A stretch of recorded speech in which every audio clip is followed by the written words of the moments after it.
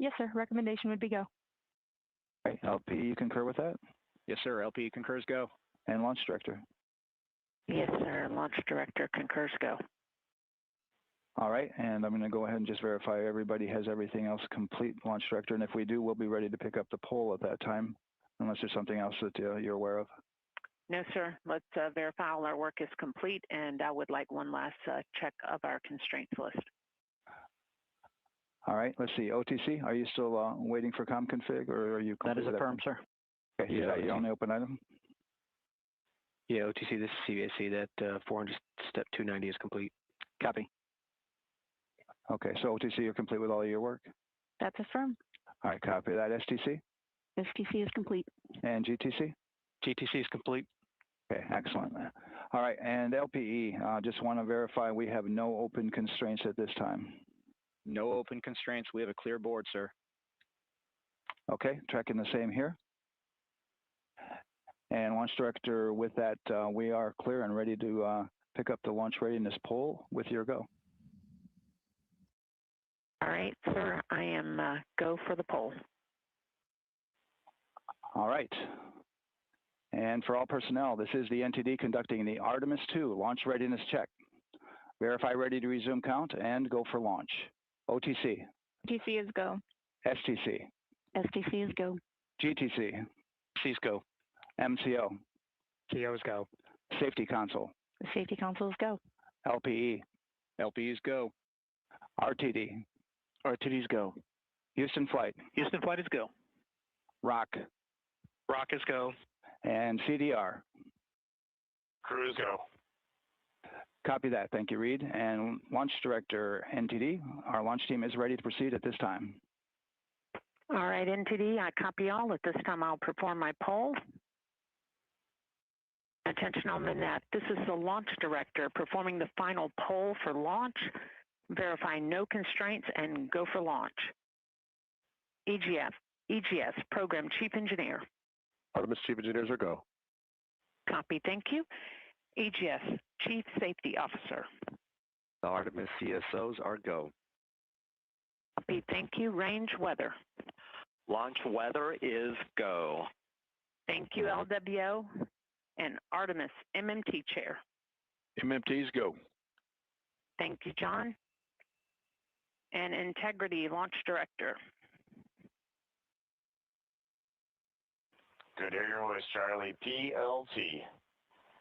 Thank you, Charlie. This is Victor. We are going for our families. MS1. This is Christina. We are going for our teammates. MS2. This is Jeremy. We are going for all humanity. All right, Charlie, your Artemis 2 crew is go for launch. Full send.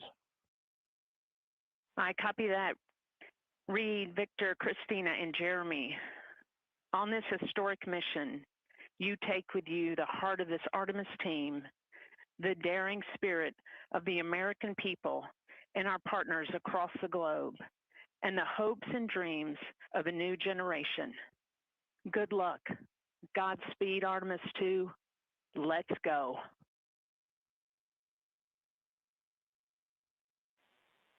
And NTD Launch Director. Go ahead, Launch Director. Yes, sir. You have a go to proceed with countdown. Copy that. I'll put it in work.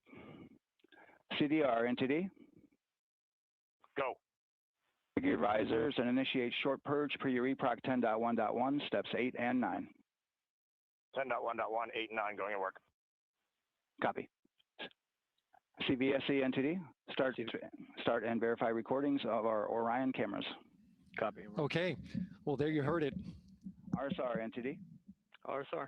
They're getting ready to start terminal count. arm rotation enable at this time, please. It's currently at T-minus 10 minutes. Once we wrap up this last bit of work, SNA arm rotation enable complete. we're going to start that clock. Copy that. Thank you. Integrity crew, close and lock visors.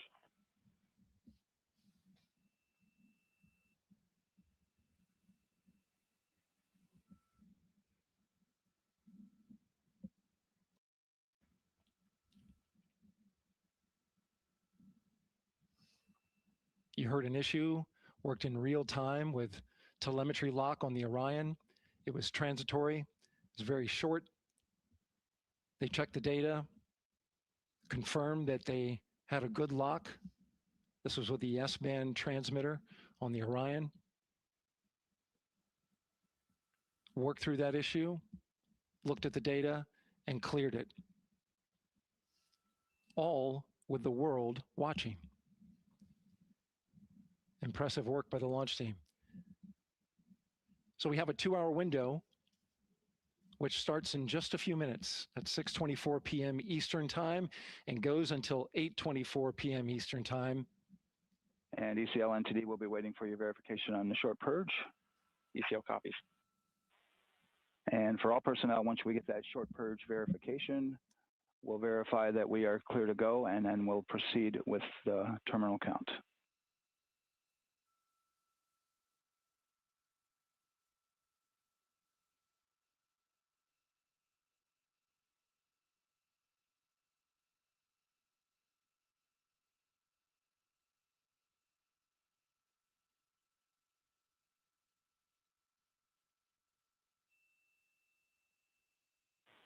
ECL time estimate? About a minute. Copy.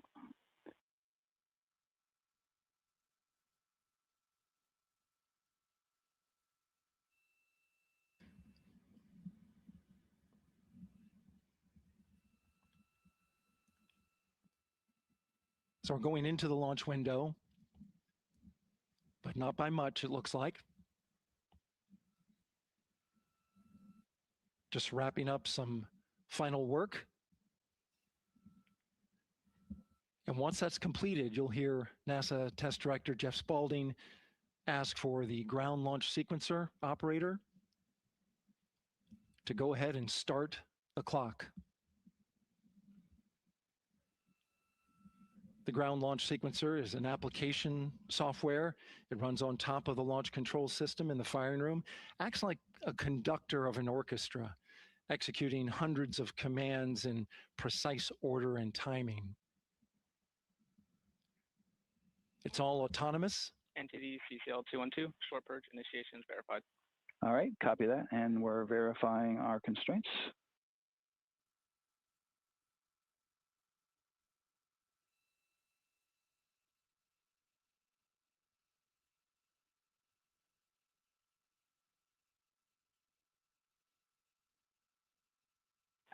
All right, and we're clear from cutouts. And with that, we're going to resume the clock momentarily. And CGLS, you can resume the clock on your mark. GLS copies. 3, 2, 1, mark. GLS mainline has been initiated. T-minus 10 minutes and counting.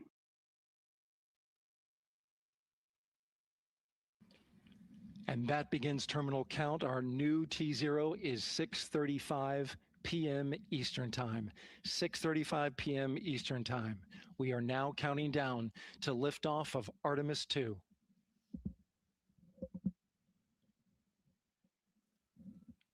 From now on, you're going to hear two voices on the loops.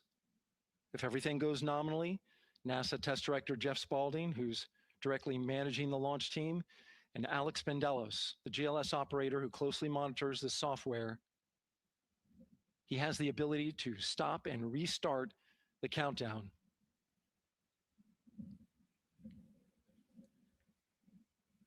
A lot of people ask about whether there's a launch button. There certainly is not. Flight and Rock, our new T0 is 22:35:12.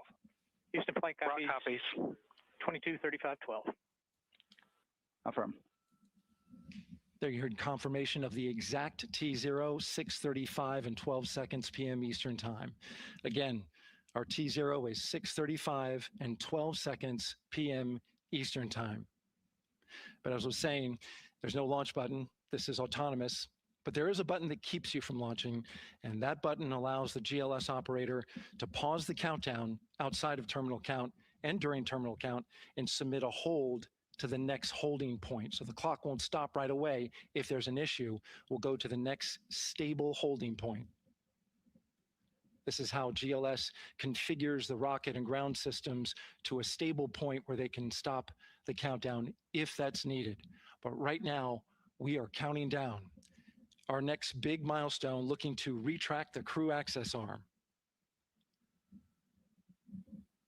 GLS is go for crew access arm retract. And there you see the crew access arm moving away.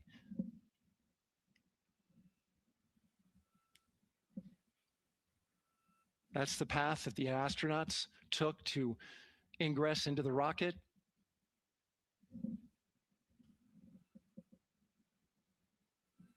Until this point, that was their way off the pad if they needed to evacuate. But now with that arm retracting, the backup transitions to a launch abort system. And they'll begin arming that shortly.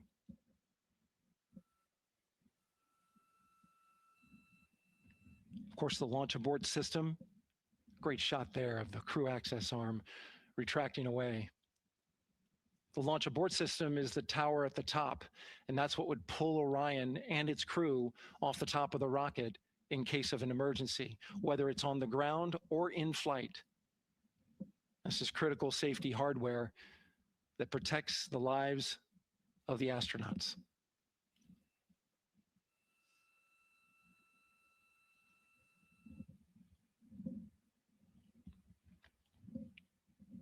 Starting at T-minus 6 minutes, the GLS will start bringing that and other high energy systems online, starting with core stage pressurization.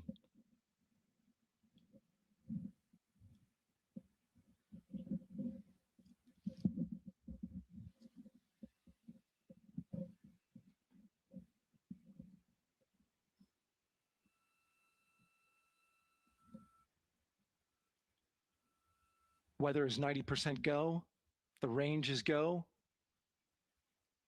all systems are go.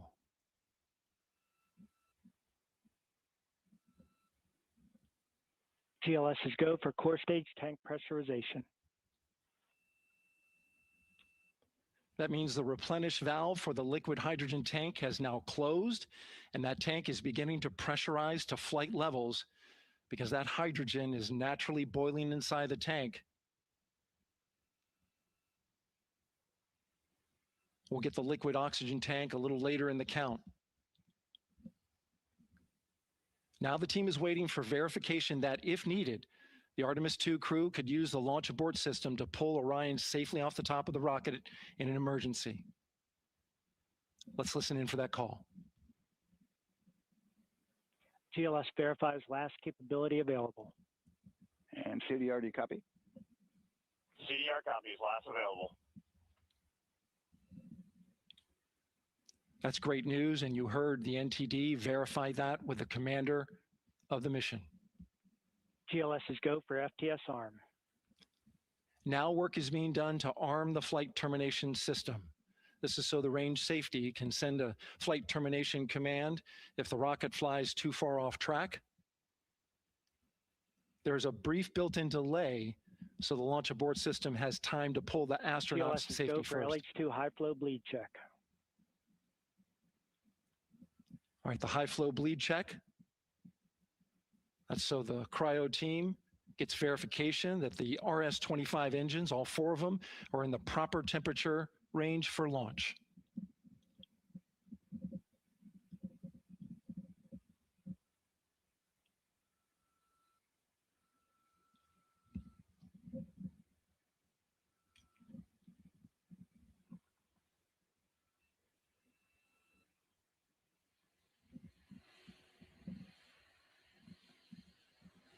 GLS is go for core stage APU start.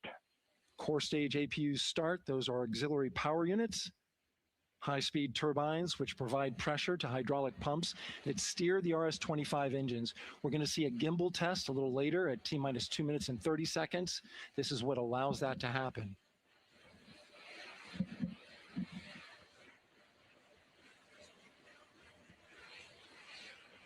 Coming up in about 20 seconds. We're listening for go for purge sequence 4. That's a helium purge of the 4 core stage engines downstream of the propellant valve. This gets all the air and moisture out of there.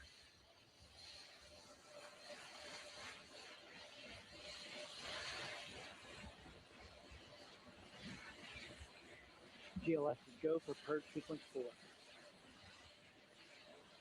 Moving through the milestones. All is looking good.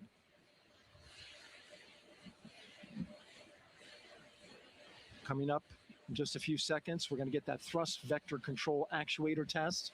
This is a gimbaling of the engines.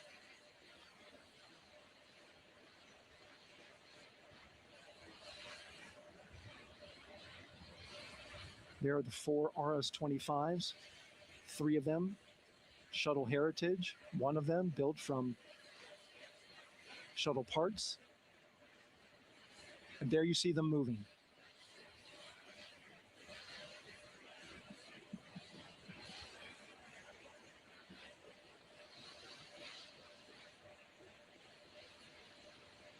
Now we're going to start moving the power from both the upper stage and the lower stage of the rocket to internal, taking ground power away and now going to battery power.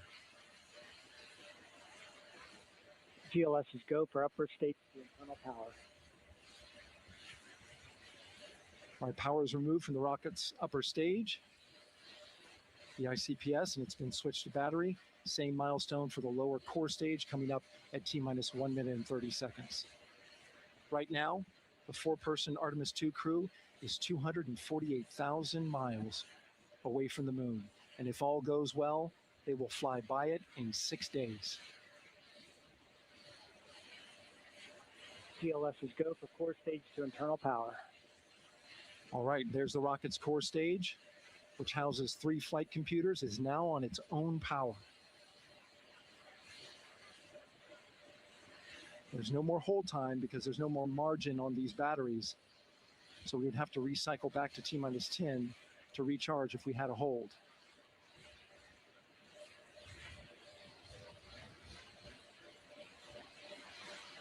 One minute. Right now, the rocket does not know what the T0 is, but coming up at T-minus 33 seconds, control shifts from the ground launch sequencer to the rocket's onboard autonomous launch sequencer, or ALS. The rocket will count itself down, but honor any holds that could come from the ground. Now, shortly after liftoff, Houston will take control of the rocket, and my colleague Gary Jordan will take over commentary. GLS is go for ALS. Great call out. The rocket is on its own. 4 brave explorers ready to ride the most powerful rocket NASA has ever launched. Sound suppression water is flowing. 15. And here we go. 10, 9, 8, 7. RS-25 engines lit. 4, 3, 2, 1. Booster ignition. And liftoff. The crew of Artemis 2 now bound for the moon. Humanity's next great voyage begins. Good roll pitch. Roger, roll pitch. Houston now controlling the flight of Integrity on the Artemis 2 mission around the moon. Integrity, AMT high. AMT high. On time passing 30 seconds into the flights. Integrity passes the alternate beacon. Target milestone. Mission Control Houston saying good performance on board main engines. Space Launch System core stage. Integrity, 3 miles in altitude. Traveling more than 1,200 miles per hour.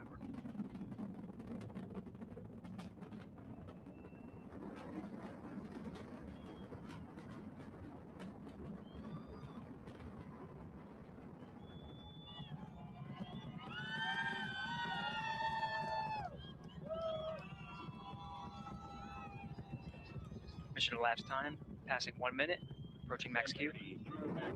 On, Ponce de Leon. Stan, we have you loud and clear on Ponce de Leon. Have you the same? Communication signal transfer confirmed as Integrity and its crew go supersonic. Approaching 90 seconds into the Artemis 2 mission. Integrity is 14 miles in altitude, 8 miles downrange, traveling more than 2,600 miles per hour.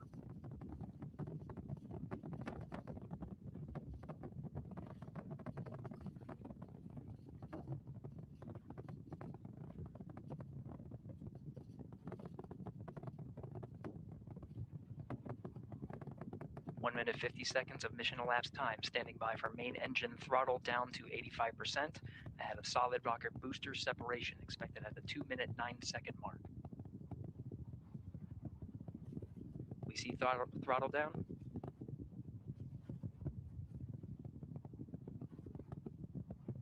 Confirmed separation. Main engines throttling up, guidance converged.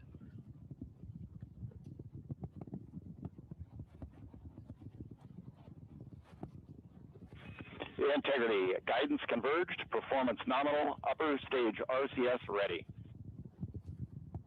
Copy all, Stan. Integrity, SM priming complete. SM priming complete. 2 minutes 45 seconds of mission elapsed time into the Artemis 2 mission. Thrusters on integrity and upper stage confirmed in a ready state ahead of service module fairing separation.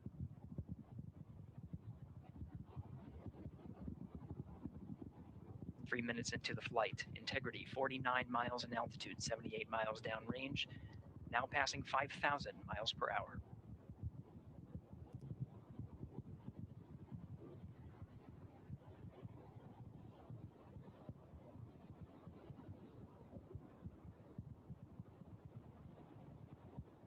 Standing by for launch abort system jettison.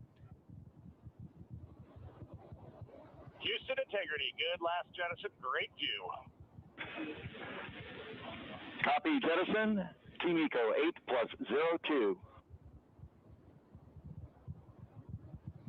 We see the same on board, Stan. And Houston has you loud and clear on TDRS at the Kármán line. Outstanding, Stan, we have you the same. 3 minutes 50 seconds into the flight of Artemis 2, Wiseman, Glover, Cook, and Hansen cross the boundary to space with good comm checks. GPS signals acquired after last jettison now working on internal checks to verify accuracy. Flight Dynamics Officer analyzed the time of main engine cutoff, confirmed at 8 minutes 2 seconds, time of MECO.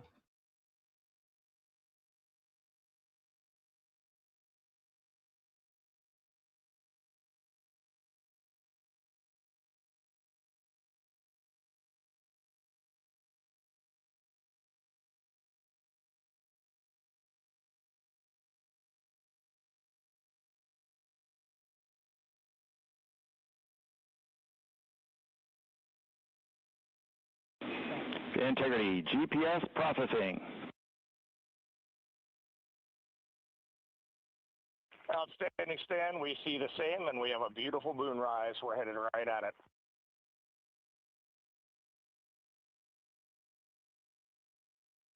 Approaching 5 minutes into the flight, Commander Reid Wiseman confirms he has visuals of his destination. GPS guidance, navigation, and control software finishes internal checks and sends to navigation channels. Integrity, 3 engine press.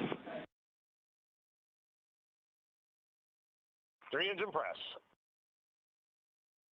On time, now passing 5 minutes 20 seconds of mission elapsed time into the Artemis 2 mission. At this point, 3 good main engines are all that's needed to carry integrity to a nominal main engine cutoff target.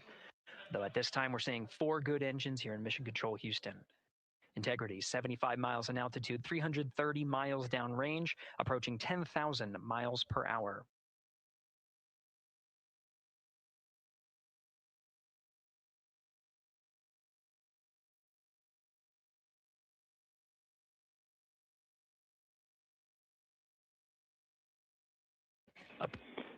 Integrity, looking good at 6 minutes. Same on board, Stan. Good trajectory and engine performance. Booster officer will soon report the shutdown plan to Flight Director Judd Friedling, expected at the 7-minute mark. Integrity, 78 miles in altitude, 460 miles downrange. Integrity, expect nominal shutdown. Integrity copies nominal shutdown.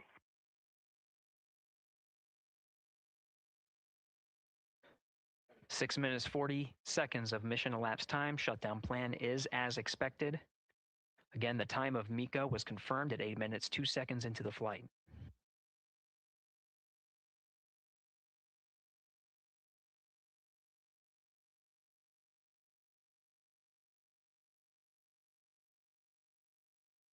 7 minutes of mission elapsed time. Throttling down as we approach the abort once around option. Milestone at the 7-minute 30-second mark. Now 84 miles in altitude, 650 miles downrange, traveling more than 15,000 miles per hour. Integrity, AOA open. AOA open. The window is now open for an abort once around option that would target splashdown in the Pacific Ocean. Still following nominal ascent at this time.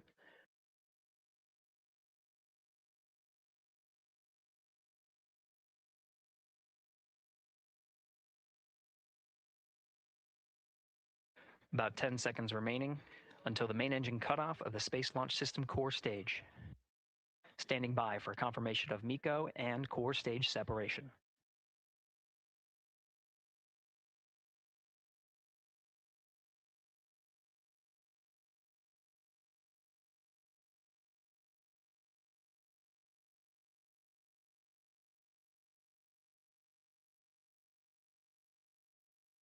Integrity and nominal MECO, core stage separated.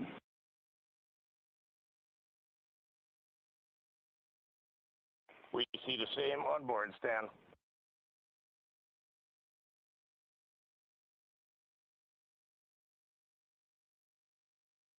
Eight minutes, 40 seconds into the flight, we have a nominal main engine cutoff heading in the right trajectory on the way to swing around the moon. Core stage has separated, done its job. The Space Launch System upper stage, the interim cryogenic propulsion stage, or ICPS, still attached to the Orion spacecraft.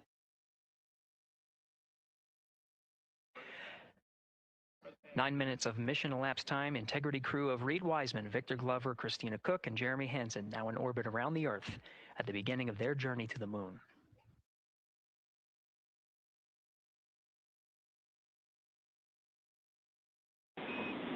Integrity Houston, looking ahead to PRM numbers so far per the pad.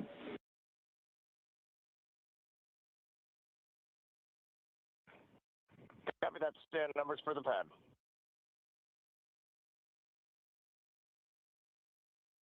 Capcom Stan Loves now reminding the crew that the perigee raise maneuver time of ignition is as expected prior to booster ignition. That time being 49 minutes, 50 seconds of mission elapsed time.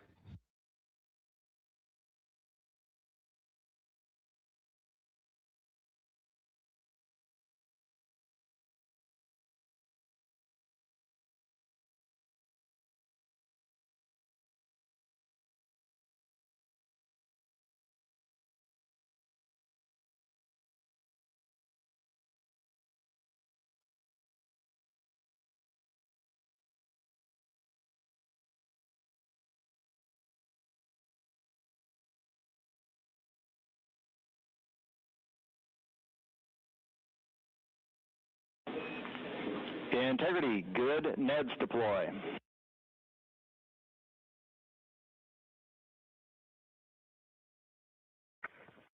Copy that, Stan. Good NEDS.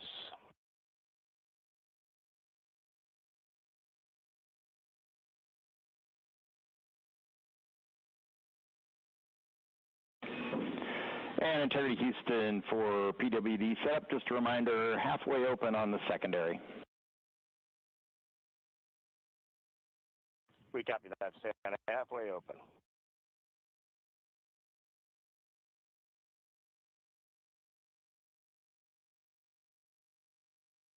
Passing 11 minutes of mission elapsed time. Here, overhearing the conversation between Capcom Stan Love and Commander Reid Wiseman, already passing some milestones. We have a good nozzle extension deployment system. That is confirmed, complete. We also have the visors are confirmed up, now past the dynamic phase of flight, that is Ascent. Their launch and entry suits that provided them an extra layer of protection. Now not as needed. They're going to raise those visors. And later in today's mission, they will begin to egress or get out of the suits to begin some of their initial tasks of activating some of the systems aboard in the Integrity spacecraft. It's passing 12 minutes of mission elapsed time. Again, the perigee raise maneuver that's targeted near 50 minutes of mission elapsed time, 49 minutes, 50 seconds. That's what the crew is going to be working towards. The Commander Reid Wiseman, pilot Victor Glover will focus on preparing for that milestone.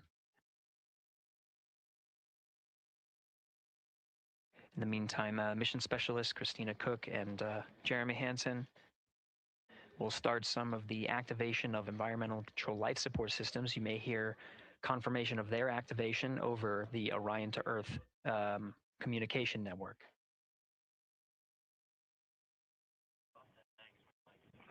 Houston, C3 aux power back in auto. Copy C3 aux, and we're 2 minutes to maneuver.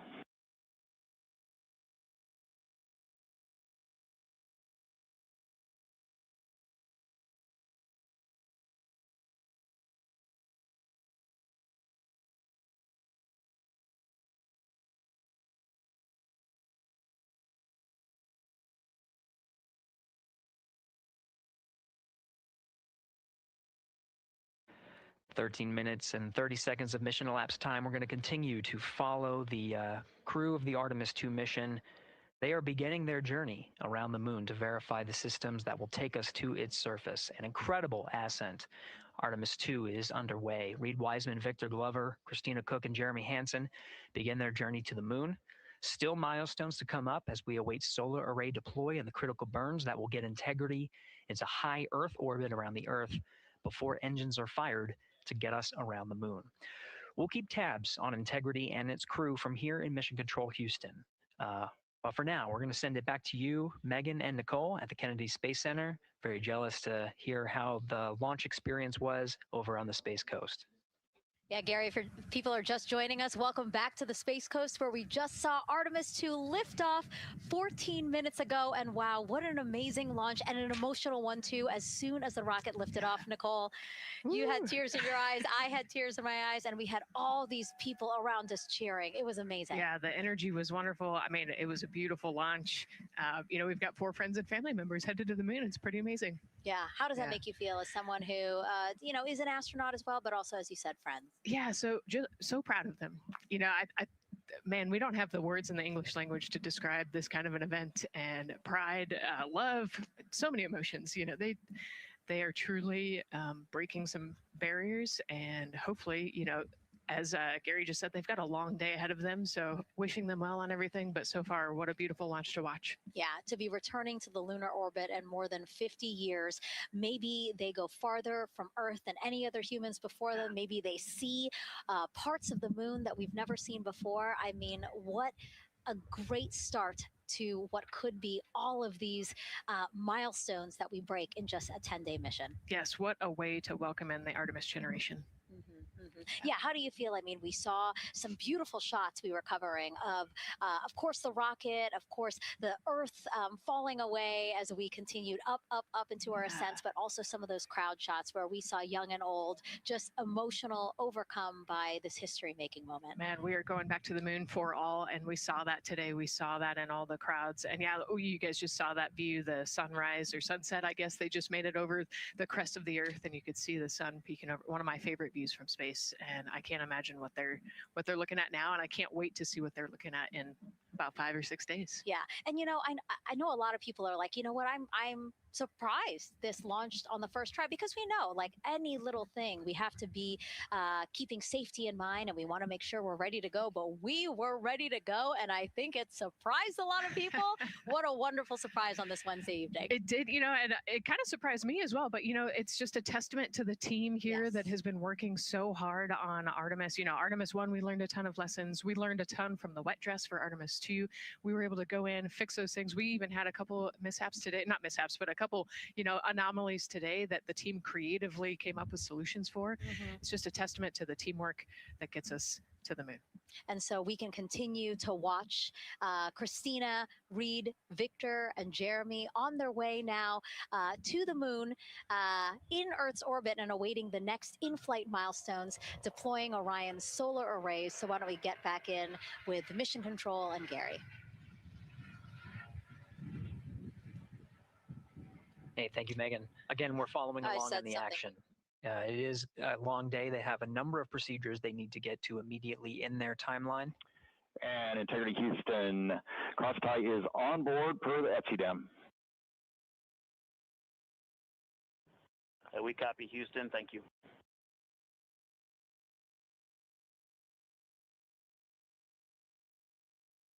Crosstie referring to flight controllers here initiating a connection between some of the batteries aboard the Orion spacecraft, allowing for an even distribution of power. This is the flight control teams that took us through Ascent of the Artemis 2 mission today.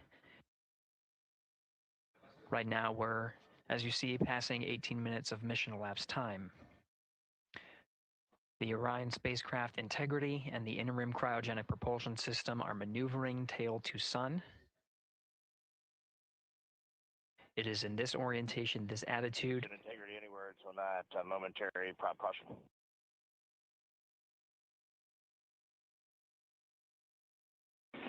And Reid, no action, we're looking at it.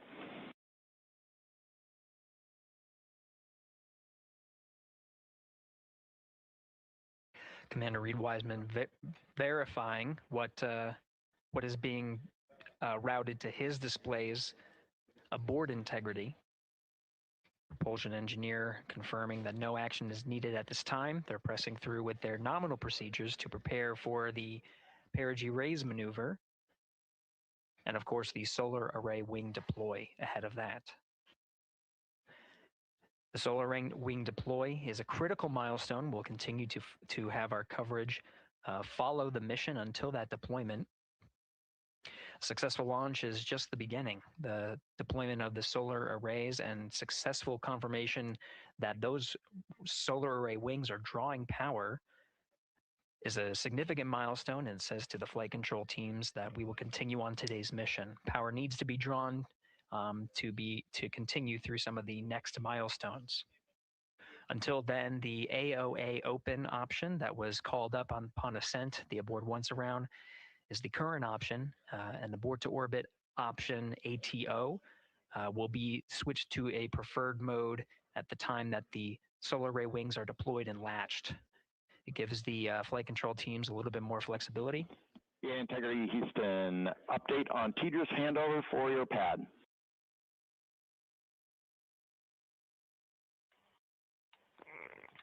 Give us just 1 minute. And Stan, you can read it. Ike is ready to copy. Roger. TDRS handover east to west expected 1 second earlier at 5:1 minutes 26 seconds.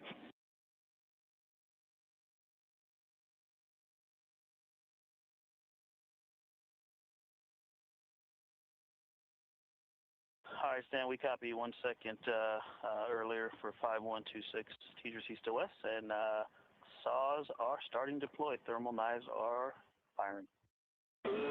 We concur. Thanks for the report.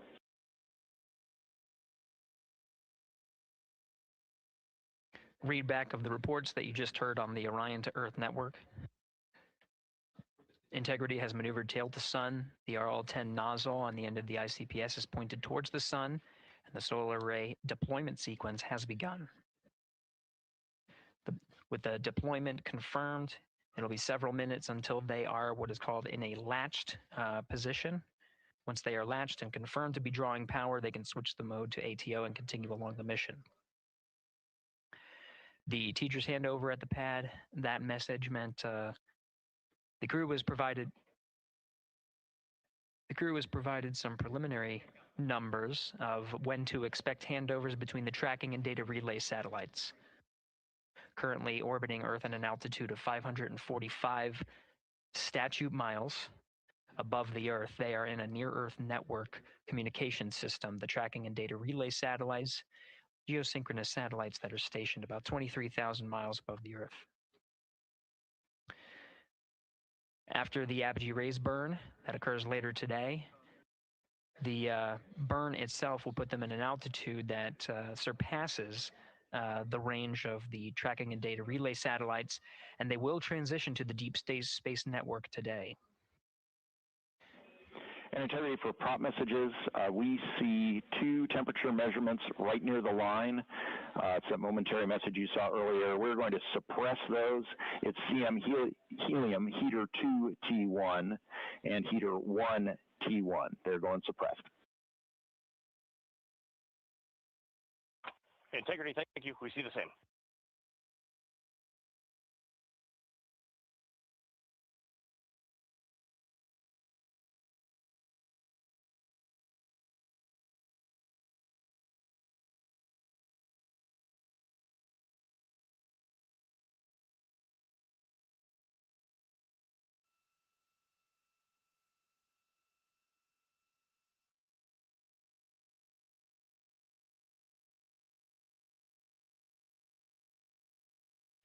This is Mission Control Houston, passing 23 minutes of mission elapsed time into the Artemis 2 mission.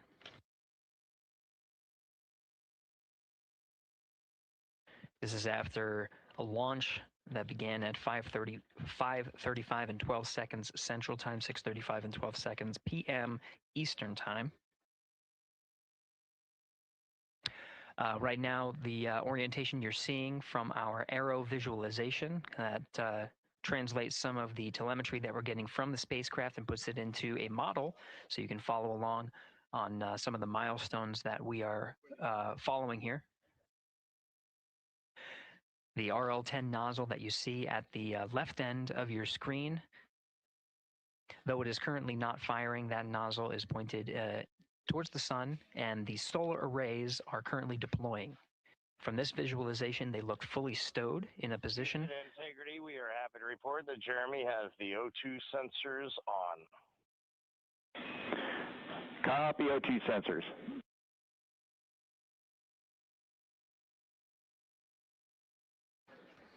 Again, Commander Reid Wiseman and pilot Victor Glover overseeing the deployment of the solar arrays. And we'll follow the attitude maneuver changes ahead of the first burn of the ICPS engine, the perigee raise maneuver. Integrity Houston, we see 4 saws deployed and latched, ready for ATO preferred. Yeah, we're almost there in the procedure stand, and we see the same thing. And Integrity Houston, we are seeing a 7-second miscompare between the MET on Orion and ICPS. We'd like you to read us the MET from your center status bar and for the ICPS on StackSum.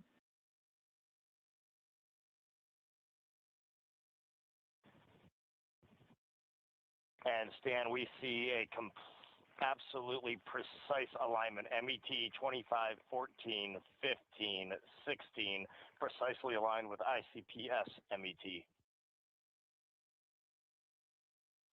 Copy, thank you for that. We'll investigate a ground issue. And Houston Integrity, ATO preferred set. Copy, ATO preferred.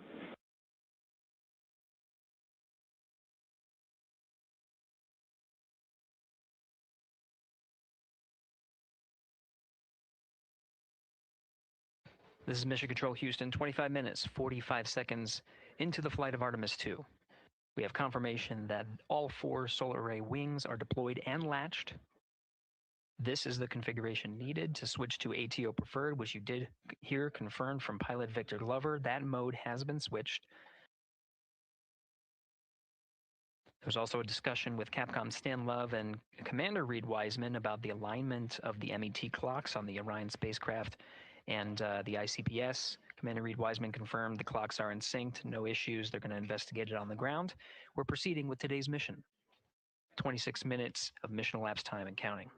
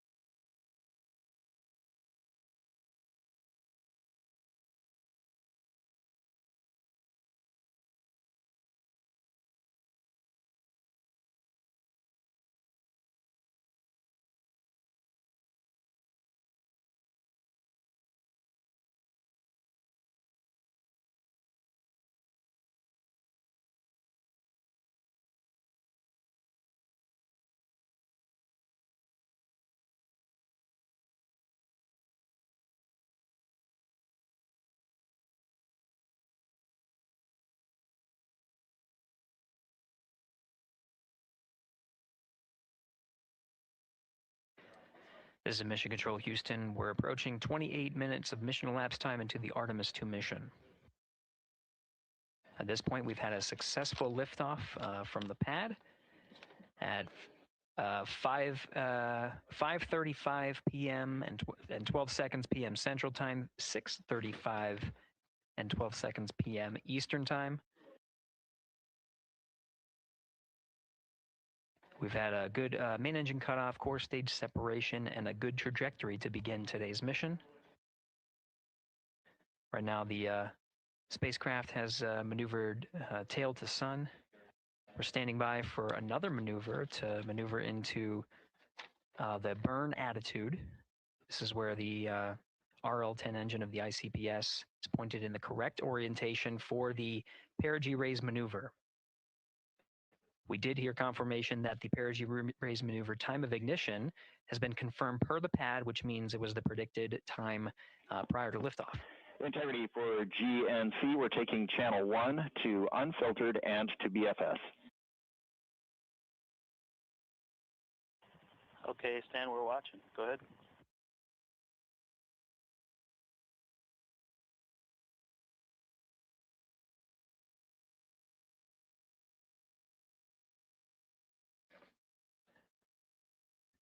Capcom Stan Love reading up to the crew of Integrity. They will switch the navigation source from channel 1, standing by for confirmation that that switch has occurred. Pilot Victor Glover will receive confirmation when, and as at least watching to confirm that that switch has occurred. Again, the perigee raise maneuver that we're heading towards, not too long from now, we're actually inside 20 minutes at this time from the time of ignition of the perigee raise maneuver.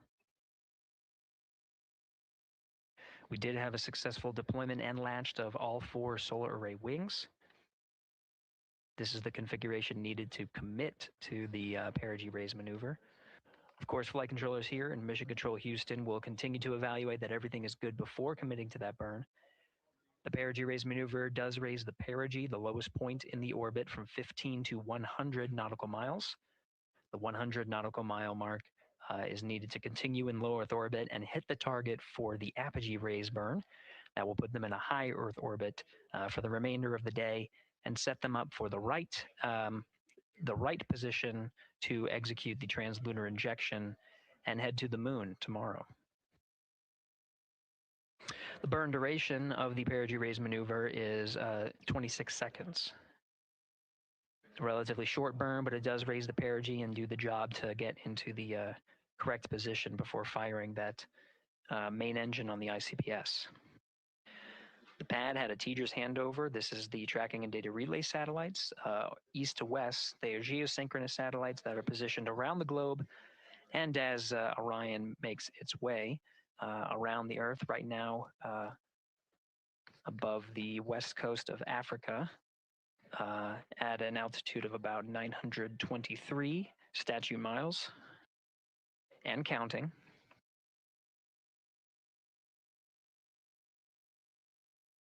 The perigee raise maneuver is not executed at the perigee. It is rather executed on the, actually closer to the apogee. But what it does is it raises the perigee on the other end of the orbit to 100 nautical miles.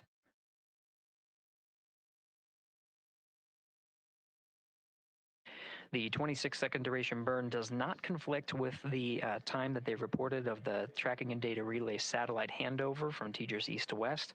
Again, geosynchronous satellites that are used not only by Integrity today, but the International Space Station as well.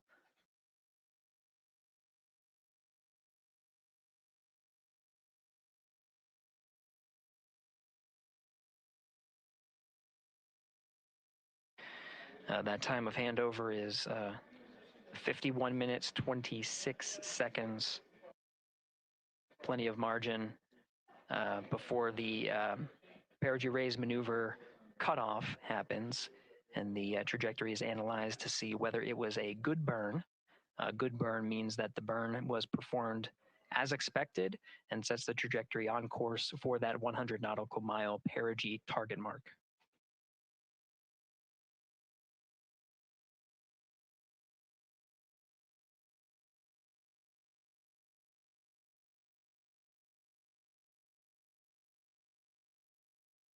Again, for those sticking with us on NASA Plus and following along on our coverage, we will continue to follow and to cover the mission until, actually, we'll continue to cover the mission 24/7.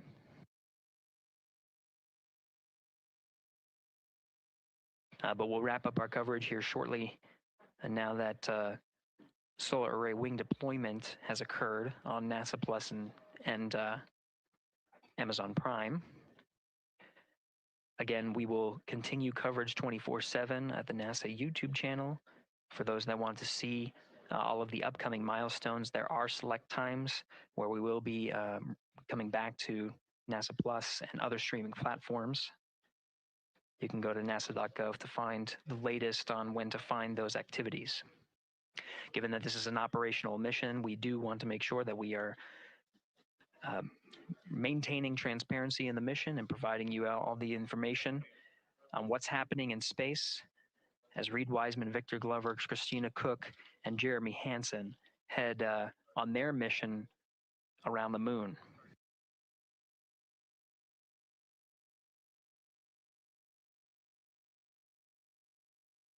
Inside integrity at this time, again, the solar array wings have deployed. The integrity is maneuvering to its burn attitude ahead of the execution of the perigee raise maneuver. Overseeing these steps is primarily done by Commander Reid Wiseman and pilot Victor Glover. Mission specialist Christina Koch and Jeremy Hansen focusing on some of the system activation inside of Orion, namely the environmental and control and life support systems. The activation and checkout of some of these critical systems are very important to continuing on the mission, making sure that those systems are in a good condition and in a reliable condition to provide the necessary environmental and control needs of the crew with humans on board through the duration of the mission that extends 10 flight days.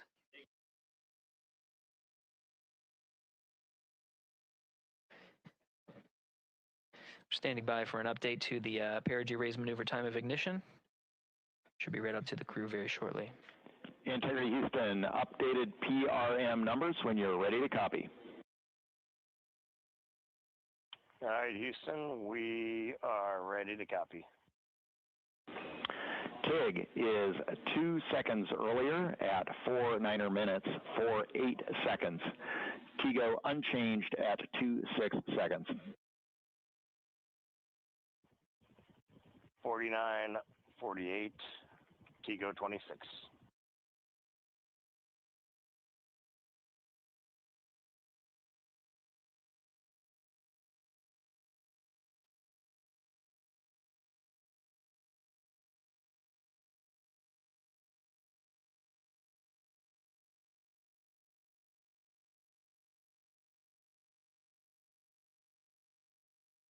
This is Mission Control Houston. With that update, we are approaching a little more than 13 minutes from the time of ignition of the perigee raise maneuver. That time updated to be 2 seconds earlier was 49 minutes, 50 seconds of mission elapsed time.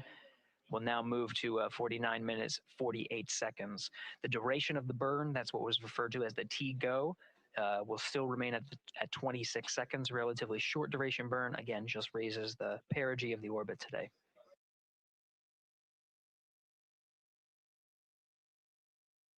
Making sure they hit the mark on that time of ignition is the primary concern of Commander Reid Wiseman and pilot Victor Glover. Mission specialist Christina Koch and Jeremy Hansen inside activating those environmental control and life support systems.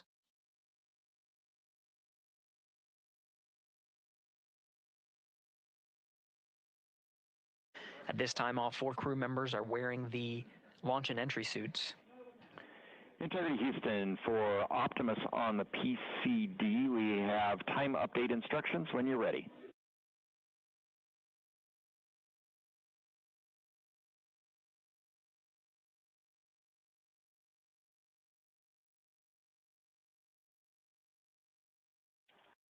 And Houston, Integrity, we copy. Hands are pretty busy at this time. I think we will call you back when we're ready for that. All right, that one is not urgent. 2 minutes to maneuver to PRM attitude. We are watching and concurred. 90 seconds-ish, maybe.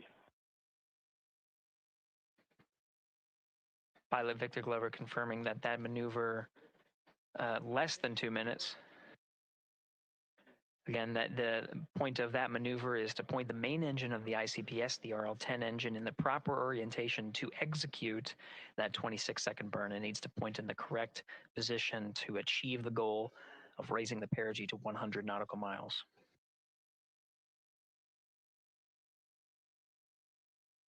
You heard some of the environmental control system activations over Orion to Earth. Jeremy Hansen activated the O2 sensors. They'll be measuring the cabin of Orion.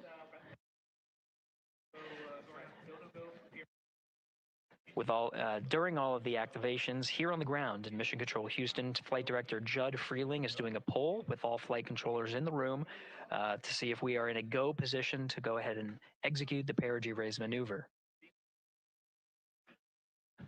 Once concluded, Stan Love will report it back up to the crew, and we'll stand by for that.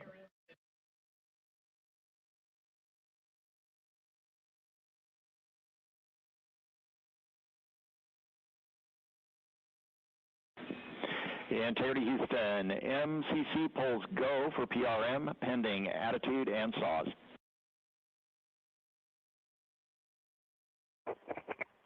Okay, we copy. MCC is go. Maneuver starting.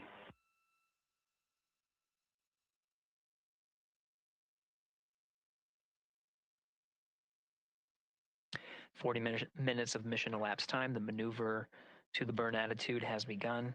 The maneuver also is paired with reorientation of the solar array wings that have been deployed. They will have various positions throughout the duration of the flight. Of course, solar array is meant to maximize the draw of power from the sun. So when deployed, we're in a biased solar array wing configuration that was called solar normal. This allows for the greatest surface area of the solar array wings to be drawing power and powering up those batteries of Integrity, of which a cross-tie was enabled between the four batteries, the four battery buses that are inside of Orion. However, for the perigee raise maneuver, the solar array wings will be put into a position to take on the loads imparted by the ICPS main engine when they execute the 26-second burn. You can see in the animation here, the solar array wings are in motion, and the attitude is being reconfigured to point the engine in the correct direction, those solar array wings being pointed forward.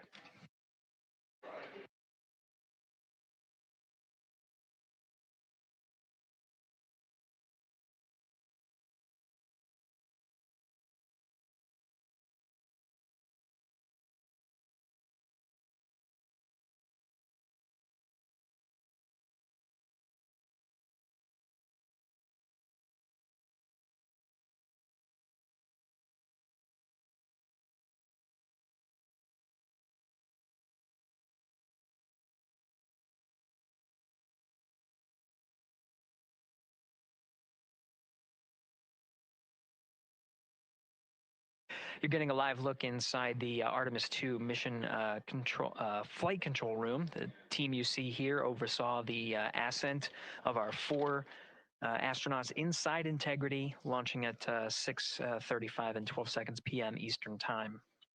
Now, again, this room will be occupied 24 hours a day, 7 days a week, with flight controllers shifting on 3 shifts to oversee 24/7 operations of Artemis 2 while in flight.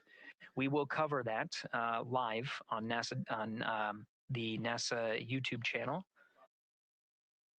and we'll be covering that around the clock as we begin to wrap up our coverage here on NASA Plus.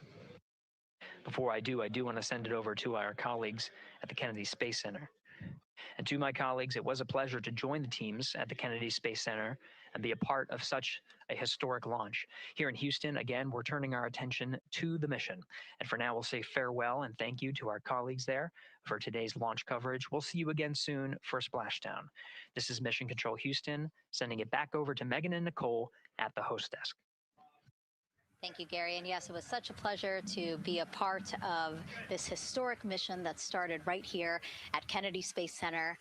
It was such an amazing sight to be a part of. And now, as Reid Wiseman, Victor Glover, Christina Koch, and Jeremy Hansen begin their journey, we here at the Kennedy Space Center are about to wrap our broadcast. We'll, of course, though, have 24/7 coverage with our colleagues at Johnson Space Center starting as soon as we sign off, so don't worry. You can follow along our 4 astronauts every minute of their nearly 10-day journey to the moon and back. Nicole, I'll definitely be watching it, and I'm sure you will, too. Yes, of course. You know, they just started, right? The launch was beautiful. This was a historic day. They're on their way back to the moon for the first time in over half a century, but they've got a lot of work ahead of them, and so we're excited to see what they have to do and excited to test out the Orion spacecraft. This is a test flight after all, and we're excited to see what we can learn from this mission. Very humbling, inspiring. It was really amazing to be a part of this, and I'm so glad that so many people joined along by either watching here in person or watching online. And of course, Nicole, thank you so much for sitting through this, answering questions, adding so much context and information that really brought a lot out of what we saw today. Oh man, I had a blast. You're a rock star. You're a professional. Gosh, this was great. You're great. So this was a wonderful day. Well, again, thank you so much. And thank you to you for watching at home. You know, tonight we didn't just launch a rocket, we launched the next chapter of human exploration. Our Artemis 2 crew now on their way back to the moon, and we're taking you with us. So thank you again for watching, and go Artemis 2.